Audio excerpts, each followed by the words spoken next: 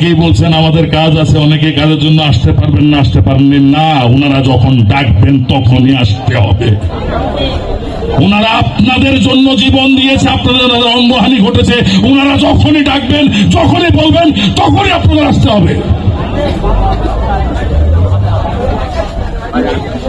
আজকে যদি প্রতি মাসে পঙ্গু মুক্তিযোদ্ধাদের ভাতা দেওয়া হয়, 71-এর পঙ্গু মুক্তিযোদ্ধাদের ভাতা দেওয়া হয়, তাহলে আমার দাবি হচ্ছে 24শে আগস্টের এবং বিগত 17 বছরে যতগুলো আন্দোলনকারী মানুষ পঙ্গুত্ব বরণ করেছেন তাদেরকেও ভাতা দিতে হবে প্রতি মাসে। তাদের জন্য আলাদা একটা সেল গঠন করতে হবে, একটা মন্ত্রণালয় গঠন করতে হবে। এককালীন কিছু দিয়ে দিলে তাদের মানবো না আমরা।